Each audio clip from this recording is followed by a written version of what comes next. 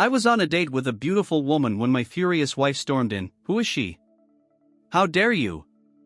I smiled. Meet your lover's wife, we're finalizing our divorce. Everyone thinks cheating starts with a kiss. Mine started with a don't wait up. She started taking her phone into the bathroom. That's when the climate changed. Before that, being home was easy. Dinner at the little oak table. The renovation I finished that first summer after we got married. Sneakers by the door, 2 mugs on the counter. Her humming as she folded laundry. Then the phone became a third person at our table. She'd flip its screen down when I walked in but would still cradle it in her palm, like a stress ball. The night I asked, "Are we okay?" she kept scrolling. "We are," she said, not looking up. "Just tired. New project. Don't read into it." I didn't push. I did what a decent husband does. I stocked the fridge, ran the dishwasher, learned her baked salmon recipe from a post-it. I bought flowers on a Wednesday, no birthday in sight. She thanked me without smiling. A quick "you didn't have to." Like I delivered a package to the wrong address. If I'd known where this was headed, I would have braced myself. Then came the late nights at work. She used to text, "Home by 6. Want anything from the deli?" Now it was running late, then nothing. Then the door at 1:20 a.m. careful steps. The light of her phone blinking under the bedroom door like a beacon for ships that weren't me. Big project? I asked one Saturday morning, flipping pancakes I knew she wouldn't eat. They dumped it all on me, she said. We'll get through it. Don't make it a thing. I'm not making it a thing. I slid a plate toward her. I'm making breakfast. She took a picture of the pancakes and didn't eat. Her smile in the photo looked real. What she gave me afterward didn't. On Monday, during my lunch break, I drove to her office with her favorite salad and a coffee, oat milk, extra hot, the way she liked it when she was in a good mood. The team floor had glass walls, an aquarium with chairs. She was in one of the glass rooms, and she wasn't alone. The guy was close enough for me to see his tie clip. They were talking with that low laugh people pretend is work-related. She touched her hair. He leaned in. That wasn't a spreadsheet laugh. The receptionist, an upbeat girl in her 20s with bright lipstick, appeared beside me. She's in a meeting, she said loud enough for the glass room to hear. My wife looked up. Her face rearranged into that smile she used to give me at the grocery store when she'd found the last ripe avocado. She came out light and breezy. Oh, hi, she said. That's so sweet. What brings you by? Lunch, I said, holding up the bag. And coffee. She glanced over her shoulder at the guy and back at me. We were just finishing up a meeting. He's a very demanding client. Said like it was a joke. He raised 2 fingers in a lazy wave through the glass. I nodded once and went in, placed the food on the corner table. We ate while she checked her phone. When I asked how the project was going, she was brief, sharp, as if any detail might pop her patience. On my way out, the receptionist said, "Have a great day." With a look that said, that was awkward.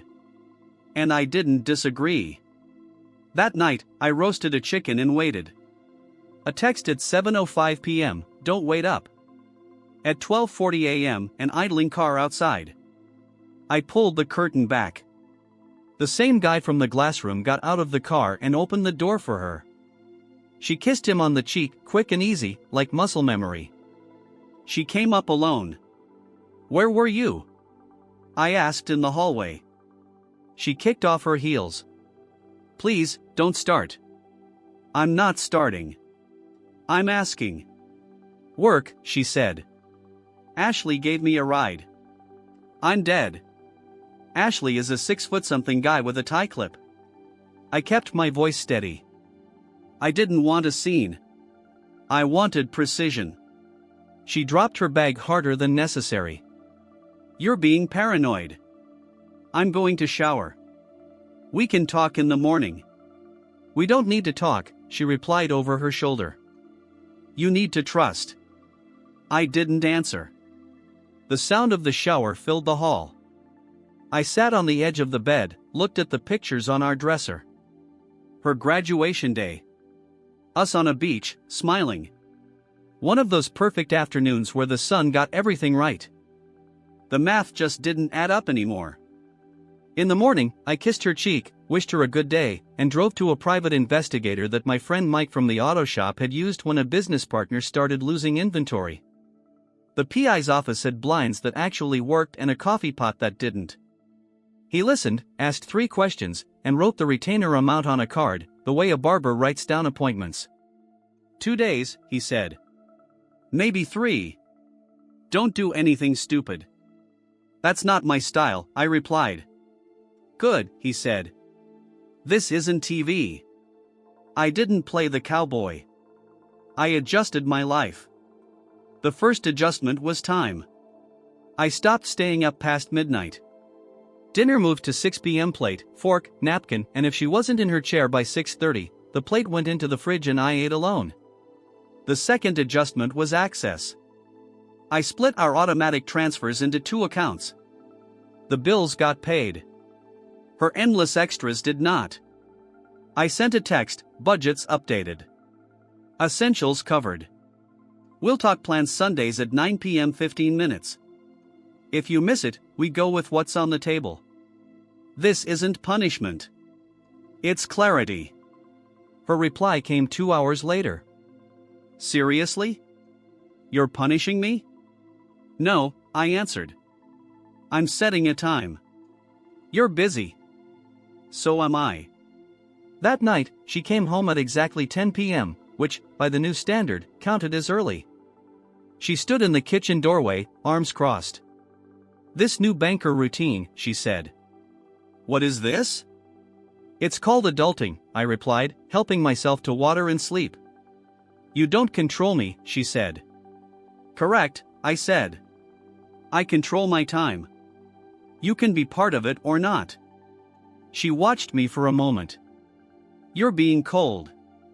I'm being clear. She nodded once, shoved her phone into her back pocket, and said nothing. The line had been drawn. She pretended to be offended. I pretended not to notice. Both acts were better than the silence we'd had. 2 days later, the investigator texted, "File ready. Call me." He slid the photos across his desk, no drama. If you've ever been hit by something you knew was coming, you know how strange it feels, both prepared and gutted at once. Hotel lobbies. The parking lot outside her office. The same guy. Dates, times. A screenshot of her stepping toward him on the sidewalk. Her hand on his lapel. It all looked like adults making choices. Want me to keep going? He asked. No, I said. This is enough. He placed one more item on the pile, a business card. Lauren, handwritten on the back, a phone number scribbled in a clean, slanted script. She's his wife, he said. You can call her or do nothing. I'll call. A word of caution, he said. Keep it clean. I will, I replied. I'm not here for a show. I called Lauren from my car, parked behind the hardware store to escape the noise. She answered on the 3rd ring, voice steady. This is Lauren. Hi, I said. My name is Ree. I think our spouses are spending time together. I kept my tone neutral, direct. I have dates and photos. I'm not making a scene. I'd rather speak in person. Silence, then a measured breath. I can meet in an hour. There's a coffee place on Maple, around the corner in the back. She arrived before I did. Brown hair pulled back, casual office look, immaculate. She didn't waste time on small talk. Show me, she said. I slid the folder over. She went through it page by page. Her hands trembled once and then steadied. He told me he was mentoring someone, she said, flatly. Said it was important for his career. He told her he was a demanding client, I said. She looked up. I hate that I find that funny. I know, I said. So do I. We sat there with 2 cups gone cold and a stack of papers that felt heavier than it was. When the waitress passed, Lauren gave her that smile people give when they're being polite to strangers and holding themselves together with scotch tape. "What do you want to do?" Lauren asked. "File," I said quietly. Quickly, she nodded. "I have an efficient lawyer." I didn't say the word you're not supposed to say. I didn't need to. We both understood the shape of the situation. I met with her lawyer the next morning, a woman in her 50s with a firm voice and a clean desk. She read, asked, advised, and then placed her hand on the folder, as if taking its weight. "While the paperwork is in motion," she said, "don't announce anything. Don't try to set up situations. Let the process follow its course. Keep your finances stable, your communications brief, your expectations low." "That I can do," I replied. I walked out of her office and drew one more line. I canceled a weekend getaway we'd booked months before and turned it into a fishing trip with Mike and his brother. I took my key off the keychain that opened her office garage. I set our calendars to shared but not synced. That night, during the 15-minute slot I'd scheduled, I stood in the kitchen and got straight to the point. "Sundays are mine now," I said. "Gym in the morning, the shop in the afternoon, calls in the evening. I won't be available for last-minute favors." She stood on the other side of the kitchen island. "Wow," she said. "Sorry for disrupting your brand new independence." "You didn't disrupt it," I said. "You inspired it." She smiled without warmth. "You're being petty." "No," I said. "I'm not even being creative. I'm just tired of improvising." She opened her mouth to argue, then changed course. That was the first smooth pivot. She reached out and touched my hand like a peace gesture. "Look," she said. "I've been distant. I know that. Sorry if I made you feel sidelined." She took a deep breath. "How about I cook on Thursday? I'll be home by 7. No phone, just us." I studied her face. The apology was on the surface, like a sticker on fruit you haven't washed yet. Still, I wasn't allergic to decency. "Thursday at 7 works," I said. Thursday at 7 became Thursday at 9. She texted at 6:40 p.m., running late. "Don't be mad. I ate." I put her ingredients back in the fridge and read a book. She came home with a grocery store bouquet and a flurry of words. "You won't believe the day I had," she said, setting the flowers on the table as if they could fix a clock. "I had to stay. The client." "Save it," I said, without sharpness. "We can sit for 10 minutes or try again next week."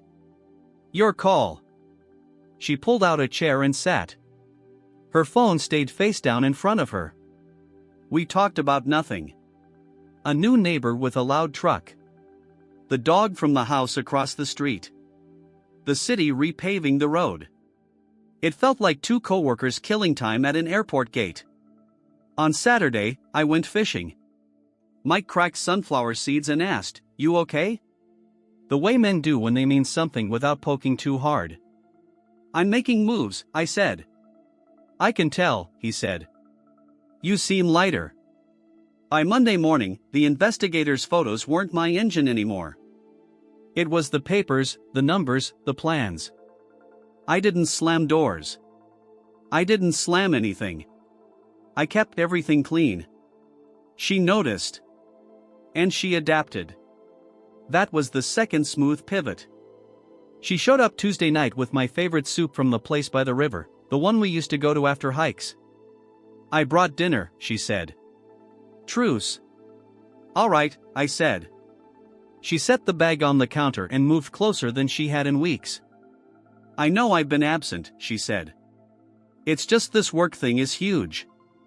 When it's over, let's get away for a weekend. No phones." "I already used that weekend," I said. "But we can schedule another one after you finish saving the company." She rolled her eyes. "Can't you just be supportive?" "I am," I said. "I'm not sabotaging you. I'm organizing my life so it functions. She sighed and then slipped fully into nice mode. Too nice. Clearing plates mid-meal, asking about my day, laughing at things that were barely jokes. If niceness had weight, it would feel like a heavy blanket. It was the kind of generosity that appears after the bank calls about an overdraft. The next morning, I got the call from Lauren. "The documents have been filed," she said. "At least on my end. Your lawyer synced with mine." "Good," I said. "Time for the last step." "What's the last step?" "Something honest," I said. "No yelling, no spectacle. Just a table and facts." She didn't hesitate. "Tell me where and when." I booked a table at a solid mid-tier restaurant downtown. White tablecloths that actually stay white. I asked for a booth near the window. I texted my wife at lunchtime, dinner at 5. Reserved for us. Be punctual. She replied, "I have a meeting." Then reschedule it, I wrote. You're serious? At 4:30 p.m., Lauren and I sat down. She ordered coffee. I ordered water. We talked logistics. Who had told what to whom, who still didn't know, how to keep the fallout small for the people who didn't deserve the consequences. At 5:05 p.m., my wife walked in like a change in the weather. Her eyes swept the dining room, landed on Lauren, then on me. She came to the table with a smile I hadn't seen at home in months. "What's this?" she asked, light as sitcom banter. I stood up. "This is Lauren." Lauren didn't extend a hand. "Hi," she said, with the calm of a nurse who's seen worse. My wife's smile dropped. "Is this a joke?" "No," I said. "Sit down." "I'm not sitting," she said. "Tell me what this is, Ree." "It's a clean conversation," I said. I placed a manila envelope on the table. "Want to look?" She didn't move. "Open it," said Lauren, without hostility. "It's not a trick." My wife sat down, pulled the flap roughly, and slid the contents out. She didn't get past the second photo. The date stamps did the narrating. She looked up, her mouth ready to speak, found no words, and looked down again. "This isn't," she began. "It is," I said.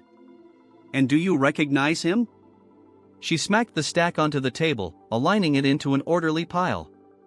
"You had me followed?" "That's sick." "What's sick," I said, keeping my voice level, "is pretending the truth is just gossip." "I'm done with gossip." Lauren tapped the envelope. "There are documents in there, too. We're not here to fight. We're here to establish reality and the next steps."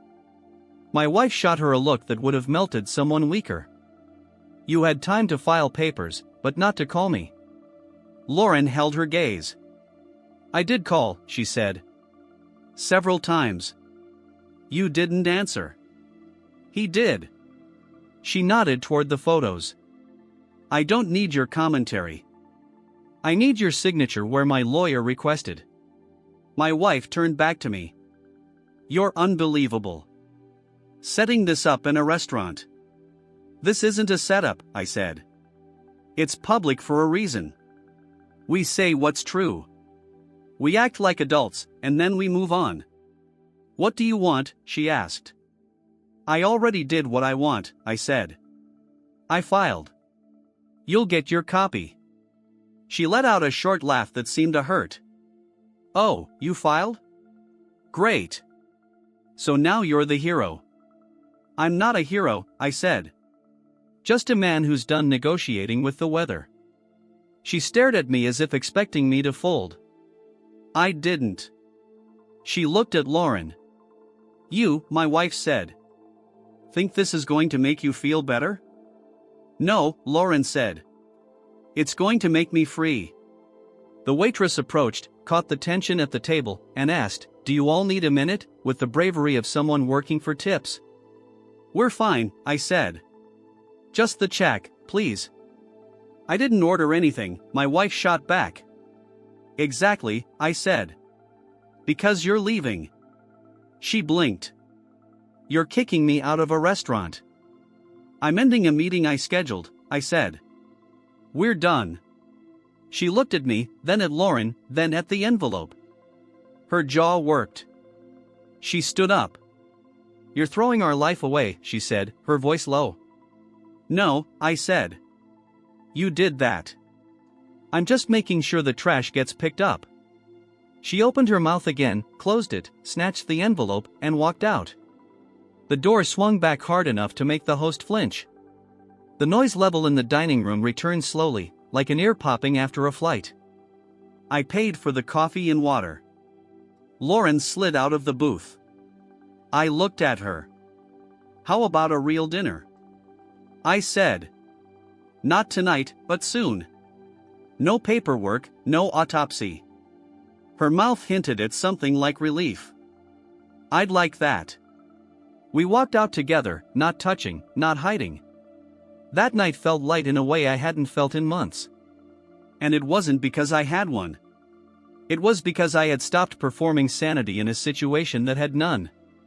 At home, she was waiting on the couch, a blanket over her shoulders. The envelope beside her, opened and rummaged through. Red eyes. A glass of water sweating on the coffee table. Can we talk? She asked. We already did, I replied, placing my keys on the hook. I made mistakes, she said, as if reading from a script. I was under pressure. I wasn't myself. You were, I said. Just not a version I can respect. She swallowed dryly. We can fix this. We can see a therapist. Delete numbers. Start over. This isn't technical. It's moral, I said. There's no app for that. So you're done, she said. I'm done, I said. I'm moving out this week. I'll send a list of what I'm taking. It won't be a surprise.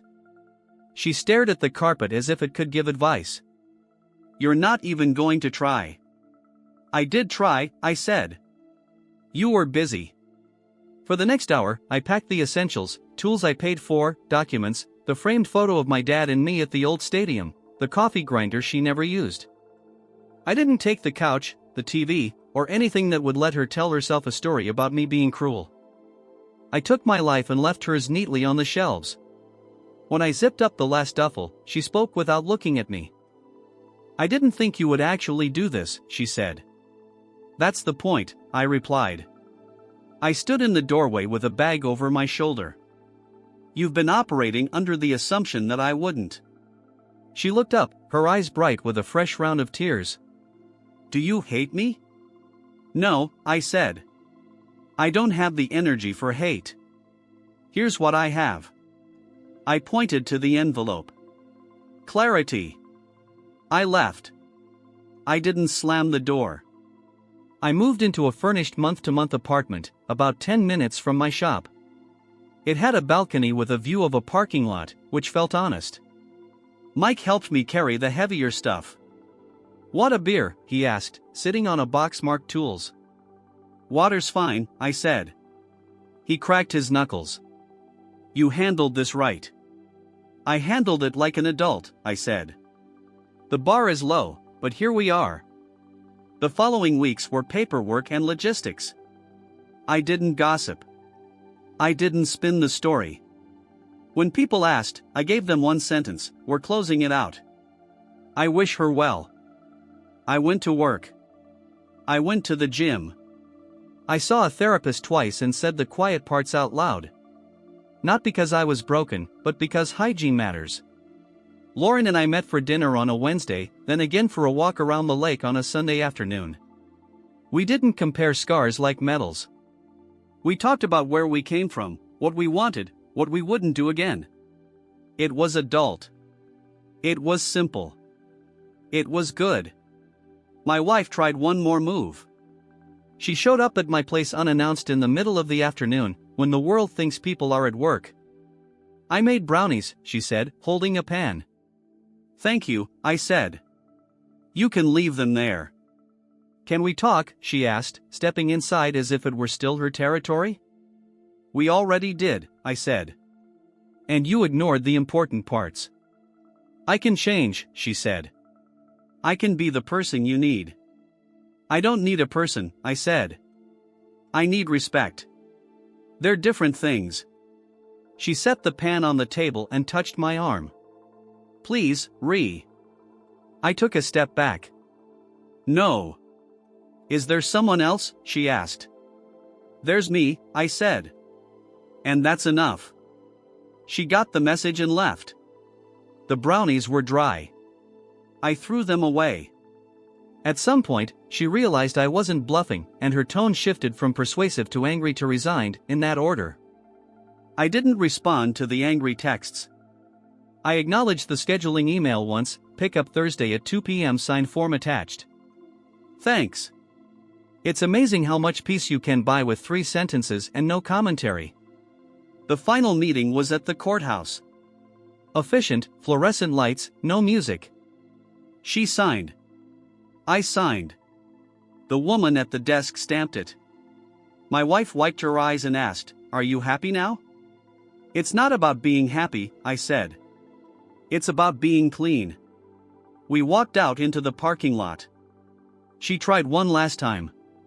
Say something, she asked. Anything. All right, I said, turning to face her so there'd be no confusion. You didn't lose me because you made a mistake. You lost me because you demanded I tolerate it. I don't live like that. Take care of yourself. That was the last complete sentence I said to her. My life after wasn't a movie montage. It was early mornings, long afternoons, and the quiet satisfaction of a shop project done well.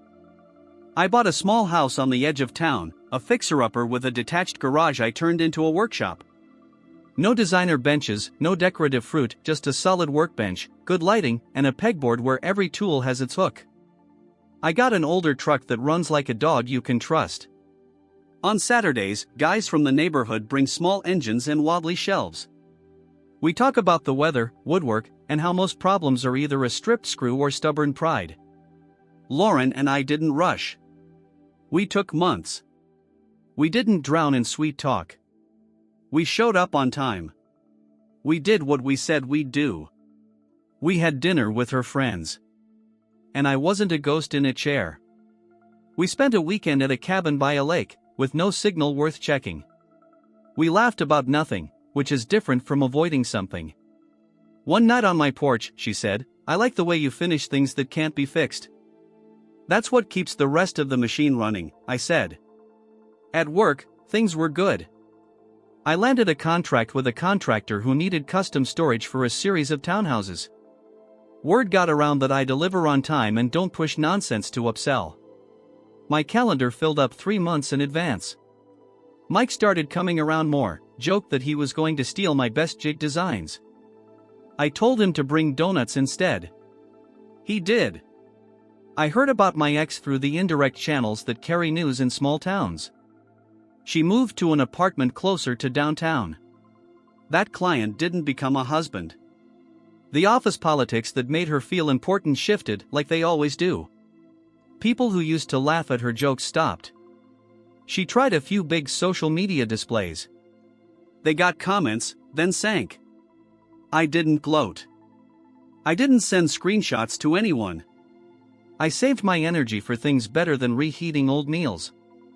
Every now and then, the receptionist from her old office page, I learned later, would come to the shop to have a shelf cut or a stool leg fixed. The first time, she lingered at the counter and said, I always respected how you handled yourself that day. Not that it matters, but you were calm. Making noise doesn't move paperwork. True, I said. People at the office still talk about the envelope, she said, smiling. Let them talk, I said. It was honest. When I close up the shop at night, I like the sound a good lock makes. It's clean, definitive, no slack. The porch light comes on. The neighborhood dog barks twice, like clocking me out. Sometimes I make popcorn in a pot because it's better that way. And I am a man of simple loyalties. If you're waiting for me to say I forgive everyone and everything, you'll be waiting a long time. I don't deal in absolution. I deal in boundaries. That's how adults stop their lives from bleeding out on the floor. My ex learned that late. I learned it just in time. I don't need a victory lap for it. I need a good night's sleep and an organized workshop. People ask me if I'd do anything differently. I'd do one thing, I'd act sooner.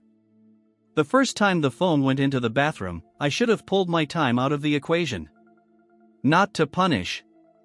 To be clear. That's the lesson. Don't argue with the fog. Turn on the light. If someone squints at the brightness, that's not your fault. The last message she sent me was months after the ink dried. I thought we were solid, she wrote. I thought you'd never leave. I looked at it for a second and tapped delete. Not out of spite, out of maintenance. Here's what I tell Mike when we sit in the truck bed after loading lumber: it's not that I don't believe in love. I do. I just don't trade respect for it. If that makes me cold, fine. My hands are warm. I've earned my sleep. One Sunday night in late fall, Lauren and I were in my garage looking at a cedar box I'd made for her niece's birthday. It was clean. The lid fit just right. No wiggle. This is really nice, she said, running her hand over the top. You know what I like best? What? You didn't talk about making it, she said. You just made it. That's the trick, I said. She nodded and then took my hand. Simple like flipping a switch. We went inside. The porch light went out behind us without me having to think. That's how I live now. I adjust the switch, let it work, and if something stops working, I replace it. I don't argue with a broken outlet. I don't beg it to spark. I install a new one, tighten the screws, and move on. I'll leave you with this: the day I put the last box in the garage and labeled it without fuss, I texted Mike a picture of the tool pegboard. He responded, tuned. Then he added, and the head? I replied, in order. He sent a thumbs up, because men over 40 are consistent like that. It's not a fairy tale. It's a clean ledger. She lost the comfort she took for granted. I lost the noise I didn't need. Lauren got a partner who shows up. I got my own self-respect. That's the return. That's the whole story.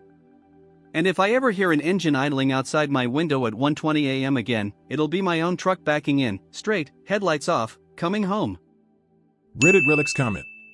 The classic unexpected ending. No screaming, no begging, no late-night WhatsApp novel at 3 a.m. What a letdown for anyone hoping for a circus. In the end, there was no handcuffed villain, no cinematic reconciliation, just consequences, which tend to scare adults who mistake attention for love. She bet he'd never leave. He bet on silence, boundaries, and a good lock. One lost guaranteed comfort. The other gained peace, proper sleep, and an organized workshop. Moral of the story? Infidelity thrives on drama but doesn't know what to do when it meets someone who prefers order, clarity, and a well-lit exit. No magical forgiveness, no applause, no triumphant return. Just a man who traded noise for respect. And let's be honest, that stings far more than any fight ever could.